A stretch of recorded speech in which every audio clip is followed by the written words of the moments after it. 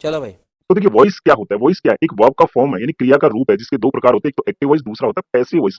Active का मतलब होता है जब हमारा सब्जेक्ट जो है किसी कार्य को करे, यानी एक्टिव हो। और पैसिव का मतलब क्या होता है, पैसिव में क्या होता है जब एक सब्जेक्ट हमारा कैसा हो, एक्टिव नहीं हो, यानी जबकि सब्जेक्ट के ऊपर ही कार्य किया गया हो। बात क्लियर हो गई। अब हम पैसिव वॉइस क्यों बनाते हैं, जब देखिए किसी सेंटेंस में किसी ऑब्जेक्ट को हमें महत्व देना हो, क्लियर है, या फिर सब्जेक्ट नहीं दिया गया हो, या ये बताने की जरूरत नहीं कि कार्य किसने किया है, इस सेंस में हम पैसिव वॉइस का यूज करते हैं। अब आप एक्टिव वॉइस की संरचना देख लें, ठीक है, किसी भी सेंटेंस में सब्जेक्ट वर्ब और ऑब्जेक्ट यही तो खेल होता है। ठीक है, अब आप इसको पैसिव वॉइस कैसे बनाओगे, यहाँ जो ऑब्जेक्ट आता है इसको तो आप सब्जेक्ट बना दोगे, और ये जो आपका सेंटेंस दिया है इसके टेंस के अकॉर्डिंग और इस सब्जेक्ट के अनुसार आप यहाँ हेल्पिंग वर्ब का चूज करोगे। और ध्यान रखिएगा पैसिव वॉइस में टेंस में वर्ब की थर्ड फॉर्म का यूज किया जाता है, तो यहाँ जो वर्ब आएगी उसकी आपको थर्ड फॉर्म लगानी है। इसके बाद यहाँ जो सब्जेक्ट है इसको आप यहाँ ऑब्जेक्ट बना दोगे और उससे पहले बाई का यूज करोगे।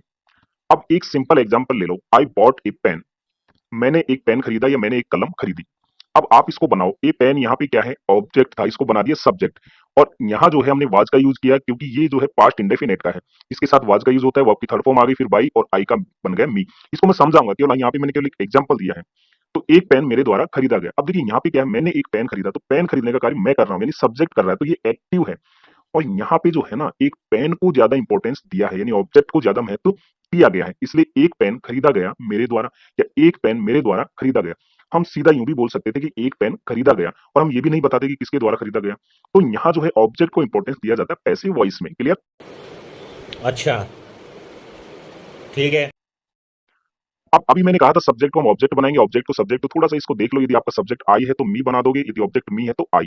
वैसे ही वी का अस में, यू का यू में, ही का हिम में, सी का हर में, दे का दे में, और इट का इट में, इस प्रकार इनको जो है सब्जेक्ट से ऑब्जेक्ट और ऑब्जेक्ट से सब्जेक्ट बना दोगे, क्लियर। अब आ जाओ भैया इस पे जिसका हम इंतजार कर रहे थे, तो देखिए अभी आप समझिए ये एक्टिव वॉइस में है। तो अब पैटर्न तो ये कहता है कि आपको टेंस आने चाहिए, लेकिन कोई बात नहीं, यदि नहीं भी आ रहे हैं तो भी आप यहाँ सीख जाओगे। अच्छा। देखिए एक्टिव वॉइस में प्रेजेंट इंडेफिनिट में क्या होता है, हम वर्ब की फर्स्ट फॉर्म यूज करते हैं वी फाइव। वी फाइव का मतलब है कि हम वर्ब के साथ एस या ईएस लगाते हैं जब हमारा सब्जेक्ट कैसा हो, सिंगुलर हो। और यदि नेगेटिव है तो आप डू डज का यूज करके नॉट लगाते हैं, फिर वर्ब की फर्स्ट फॉर्म। तो प्रेजेंट इंडेफिनिट में आपको क्या करना है, जब प्रेजेंट इंडेफिनिट का एक्टिव वॉइस दो तो पैसिव वॉइस बनाते समय इसके सब्जेक्ट के अनुसार आप इज एम आर का यूज करें। और ध्यान रखें पैसिव वॉइस में वर्ब की थर्ड फॉर्म तो सभी के साथ आनी है। यदि प्रेजेंट कंटिन्यूअस का है तो ये जानते हो आप, ये स्ट्रक्चर होती है, इज एम आर के साथ वर्ब की फर्स्ट फॉर्म में आईएनजी लगता है। तो यहाँ क्या करना है, इज एम आर तो आएगा ही, आपको केवल बीइंग जोड़ना है और फिर ये वर्ब की थर्ड फॉर्म लगानी है। प्रेजेंट परफेक्ट में क्या करना है, हैज हैव आपको दिया होता है, वर्ब की थर्ड फॉर्म होती है, तो यहाँ केवल आपको बीइंग जोड़ना है और बाकी तो वैसे ही रहेगा। पास्ट इंडेफिनिट में वर्ब की सेकंड फॉर्म आती है, और यदि नेगेटिव है तो डिड के साथ फर्स्ट फॉर्म आती है। ठीक है, इसका पैसिव वॉइस बनाओगे तो वाज वर लगाओ, फिर वर्ब की थर्ड फॉर्म लगा दो। पास्ट कंटिन्यूअस में क्या होता है, वाज वर दिया होता है, वर्ब की फर्स्ट फॉर्म के साथ आईएनजी होता है। तो पैसिव वॉइस में क्या करोगे, वाज वर तो होगा ही आपका और उसके साथ बीइंग लगा दोगे।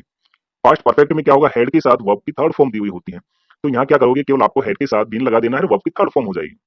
फ्यूचर इंडेफिनेट में सेल या विल और इसके साथ वर्ब की फर्स्ट फॉर्म होती है। तो आजकल मॉडर्न इंग्लिश में हम विल का ही यूज ज्यादा करते हैं, कोई बात नहीं, आप दोनों में से किसी का यूज करो, आई और वी के साथ हम सामान्यतः सेल का यूज करते हैं। तो यहाँ पे इस हेल्पिंग वर्ब के साथ आप वी लगा दो और वर्ब की थर्ड फॉर्म आपका बन गया पैसिव वॉइस। फ्यूचर परफेक्ट में सेल है या विल है का यूज करते हैं, वर्ब की थर्ड फॉर्म आती है टेंस में, तो इनके साथ आपको बीन लगा देना है, वर्ब की थर्ड फॉर्म जोड़ देनी है। अब देखिए कॉन्सेप्ट कितना सिंपल हो गया ये। अब आपको यदि किसी भी टेंस का एक्टिव वॉइस दे दिया जाए तो आप पैसिव वॉइस बना सकते हो ना। अब ट्रिक क्या है ये समझिए आप, देखिए बहुत सिंपल कॉन्सेप्ट है।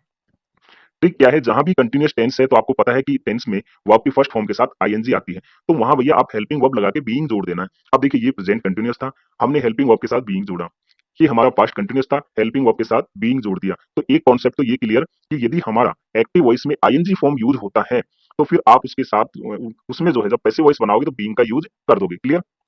दूसरा क्या है, जिसमें जिस टेंस में आपने हैज है और हैड का यूज हो रहा है उनके साथ इस हेल्पिंग वर्ब के साथ आपको बिन लगा देना है। जैसे प्रेजेंट परफेक्ट में हैज हैव का यूज करना है तो आपको बिन लगा देना है।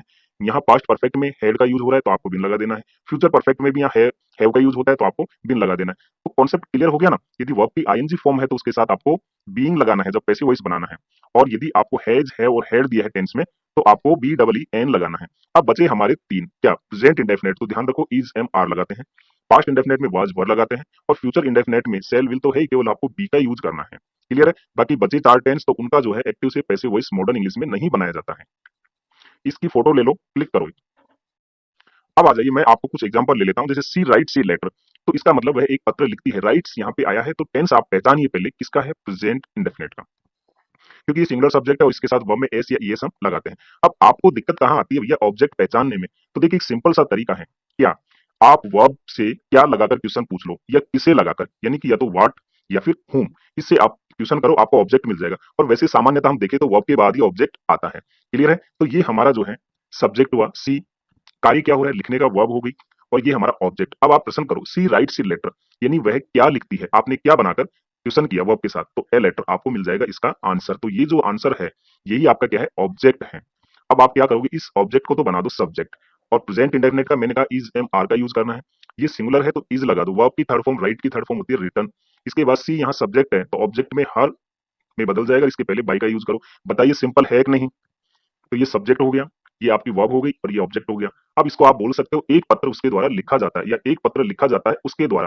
तो यहाँ तो वह यानी सी जो सब्जेक्ट था वो कार्य कर रहा था लिखने का।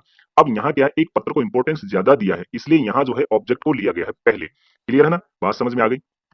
Next, she singing a song, बनाइए जल्दी से, किस टेंस का है? हाँ बताओ। She singing a song, present continuous का, वेरी गुड, बहुत अच्छे। इसका मतलब क्या होगा, वह एक गाना गा रही है। तो वह क्या गा रही है? ए सॉन्ग, एक गाना, ये ऑब्जेक्ट हो गया। ए सॉन्ग ऑब्जेक्ट, और प्रेजेंट कंटिन्यूअस का है तो इज एम आर के साथ बीइंग का यूज होगा, क्योंकि कंटिन्यूअस है, आईएनजी आ गया ना यहाँ, इसलिए मैंने कहा जहां आईएनजी आ जाए तो उसमें आपको बीइंग लगाना है। तो ये आपका ए सॉन्ग के साथ इज लगाओगे, फिर बीइंग। वर्ब की थर्ड फॉर्म सिंग, गाना, इसकी थर्ड फॉर्म होती है संग बाई, सी का हो जाएगा हर। तो एक गाना उसके द्वारा गाया जा रहा है, बन गया भैया passive voice. I have bought A car, मैंने एक कार खरीदी है। तो हैव के साथ थर्ड फॉर्म है, मतलब कि प्रेजेंट परफेक्ट का है। तो क्या करना होगा, हैव आया है ना, तो आप क्या करोगे, इसमें बिन हो जाएगा, बी डबल ई एन, बनाओ। ऑब्जेक्ट हो गया, उसने क्या खरीदी, ए कार, ये आपका ऑब्जेक्ट हो गया।